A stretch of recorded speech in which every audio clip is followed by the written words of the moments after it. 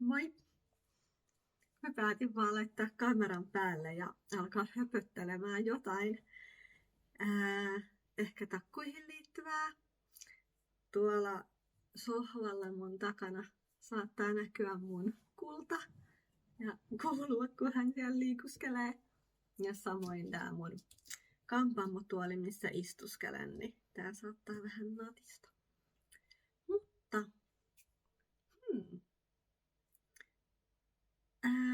mä otin tähän pöydälle kaikkea, mitä mä yleensä käytän, kun mä teen takkuja, eli lokseja. Ja nythän mulle on käynyt tällainen kihartuminen, koska mä letitin nää.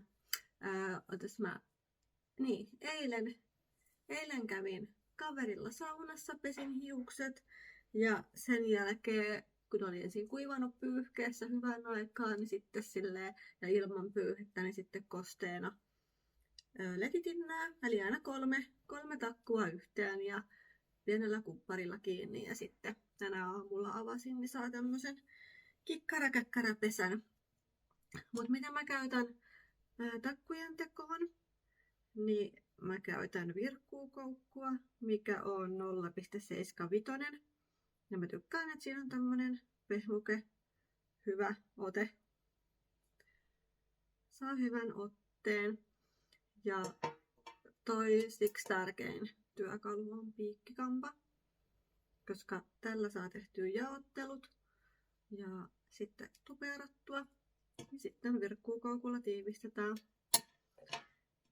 Ja sitten totta kai jaottelussa voi käyttää ponnareita ja tällaisia pinnejä apuna, plus huolloissa myös.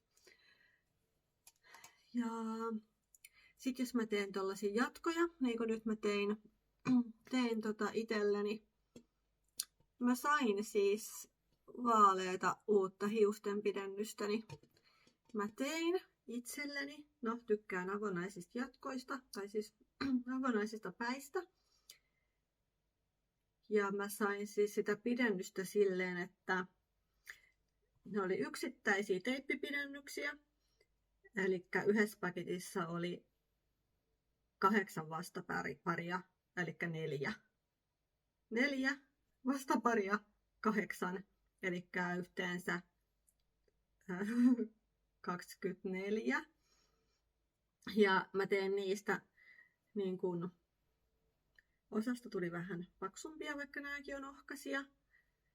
Eli tässä on aina niin kuin se yksi teippi. Mutta sitten osan teipeistä mä join 2, niin mä sain vähän ohkaisempia vielä. Ja nyt näitä tuli yhteensä 34. Eli koska mun hiukset, niin ne on kuitenkin täältä latvasta silleen semi-ohuet, niin sitten ne saa tänne nämä ohkaisemmat vähän luonnollisemmin vielä kiinni. Ja silloin kun mä teen näitä pidennyksiä, niin tää on mun työkalu. Mä laitan tällaisella sen hiuspidennyksen niin kuin johonkin pöydän kulmaan kiinni. Ja sit mä saan sitä vasten tuperattua ja virkattua sen. Ja mulla on ehkä nyt itsellä semmoinen niin kuin hyvä fiilis mun hiuksista. Että mä oon nyt semmoisessa vaiheessa, mitä mä joskus ajattelin ja toivon, että joskus mä oon siinä vaiheessa. Elikkä silleen, että en oo nyt vaalentanut tyveä. Viimeisimmäksi mun kampaajaystävä vaalensi sen joulukuun lopulla. Elikkä siitä on kohta 5 kuukautta.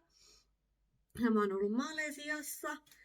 Sitten mulla on aina vähän ongelma, että mun hius on niin harvaa ja päänahka loistaa ja mulla ei todellakaan ole omasta takaa näin paljon hiusta tai näin pitkiä hiuksia, joten takut on ollut mulle se tapa niin kuin pidentää hiuksia, saada näyttävyyttä ja sanon niin paljon ja saada näyttävyyttä. Ja sittenhän mä oon tehnyt semmosia jatkopaloja, eli periaatteessa jos mä teen mulla on pidennykset näin, niin mä oon laittanut ne tälleen yhteen, takuttanut täältä, pidempiä tietenkin. Ja sit mä oon vielä letittänyt ne niinku tänne ympärille, jotta mä oon saanut semmoista tuuheutta niinku tänne. Mutta joo, tää näyttää teidän silmää varmaan nytkin harvalta, ja kyllähän se munkin silmää on vähän harvalta, mutta oman pääni tuntien, niin mulle tää on nyt kuitenkin niin kuin silleen parempi, mitä se on jossain vaiheessa ollut. Ja tuotteet, mitä mä käytän mun päänahkaan, niin on tuon mun rakkaani suosituksesta Molicare. Eli silloin kun hiukset on pesty ja vielä vähän kosteet, niin mä oon rullannut päänahkaa sellaisella mikroneulausrullalla, että se vilkastaa sitä verenkiertoa. Ja sen jälkeen sitten laittanut tätä. Tää on niinku tämmönen hiusten kasvatusseerumi. Sopii myös, jos haluaa partaa kasvattaa tai näin, että jotain muita. Eli täällä just lukee, että parralle. Joo, siis monen eri. Että ehkä tätä on niinku miehillekin suunniteltu. Mutta joo, siis ihan nyt päänahkaan itse käytän. Eli sit laittaa tuolla pipetillä tänne ja sit hieron. Ja että ihana tunne. Plus toinen, mikä lisää hiusten kasvua, on moringaöljy. Eli tätä myös. Ja tätä voi käyttää myös sitten, kun palmrollaa. Eli aina suihkun jälkeen mä palmrollaan nämä näin. Niin sit varmasti niin kun pysyy suorina ja tiiviinä. Ja sitten tietenkin se on auttanut, että mä en ole nyt vaalentanut täältä. Ja silti mä tunnen, että nämä on silleen niin kuin kuitenkin vahvat täältä. Että itselläni tuo toivoa, että mulla niin kuin on tätä hiusta kuitenkin. Ja mähän siis tykkään, että kaikkea sitä uutta hiusta, mikä kasvaa, niin ei takuta tonne takun sisään, vaan että mun tarkoitus on niin kun antaa sen kasvaa ja ajan saatossa sitten niin kun peittää tätä päänahkaa ja muutenkin tykkään tästä niin kun juurikasvuvaikutelmasta tai todellisesta vaikutelmasta. Ja sitten on ihana, jos joskus jatkossa se on niin kun enemmän hiusta seassa.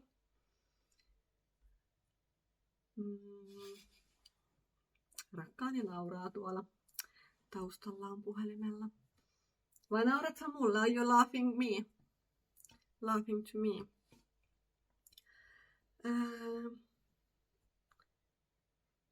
Sitten niin.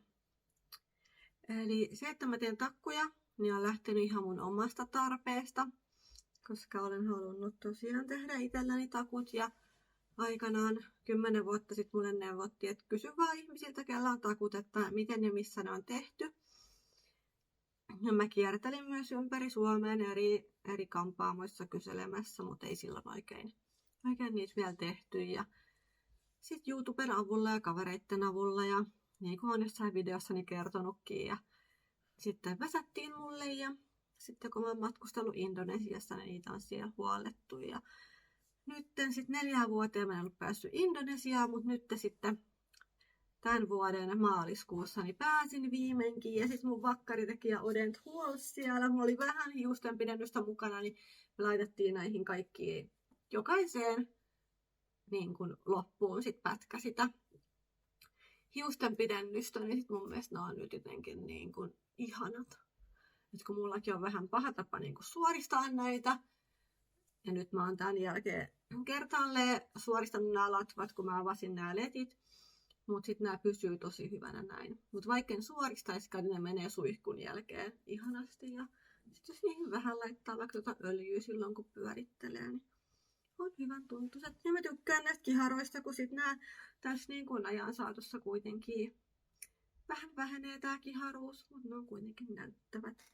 Ja onhan nämä kivat laittaa näitä niin kuin miten vaan. Näin. Ja ehkä mulla tuli samoin olo, että mä teen nyt videon, koska mitä mä laitan välillä niin kuin vaikka TikTokiin videoita, niin mä laitan ne tietysti just mun semmosessa niin kuin hetkessä, että mä jotenkin niin kuin yltiöonnellinen tai semmoinen niin kuin, että enhän mä hyvällä tavalla välitäkään niin kuin muiden mielipiteistä, mutta mä tiedän, että silloin kun mä oon niin kuin innoissaan jostain, niin musta saa niin varmasti niin kuin lapsellisen kuvan ja sellaisen, niin kuin, että onko tuolla mitään järkeä päässä. Mutta haluan ehkä nyt näyttää, että kyllä mä pystyn tälleen rauhallisestikin puhumaan ja kertomaan asioita. Mutta se on kyllä totta musta, että silloin kun mä innostun jostain, niin mä todellakin semmoinen lapsenomainen into tulee musta esille. Mutta mulla on ollut elämässä myös niin paljon kaikenlaisia vaikeuksia ja hankaluuksia ja näin. Niin mä oon vaan sitten osaan iloita ja on kiitollinen siitä silloin, kun on niin kuin hyvä olla. Ja on niin paljon kyllä, mistä olla kiitollinen. On mulla täällä mun työpisteellä, mulla on tässä siis tämmönen pöytätaso, edessä peili. No nyt mä laitan tuohon tuon ringlightin. Sitten kampaamotuoli. Sitten mä laitoin tähän myös tämän takkukirjan. Että sit jos mulla on tässä asiakaspenkissä, niin on mitä selailla. Vaikka aina aika menee kyllä mukavasti jutellenkin. Niin mä en ole nyt ihan varma, että alanko mä nyt jo väsää tänne niin kuin lisää näitä pituuksia. Pitäykö mä nää nyt sekaisin? Ja mä haluaisin kyllä toisaalta saada ton mun rakkaankin höpisemään tähän jotain ja ehkä näyttää, miten se liittää mulle tällaisen jatkon. Mä laitan hetkeksi stopille ja jatketaan kohta.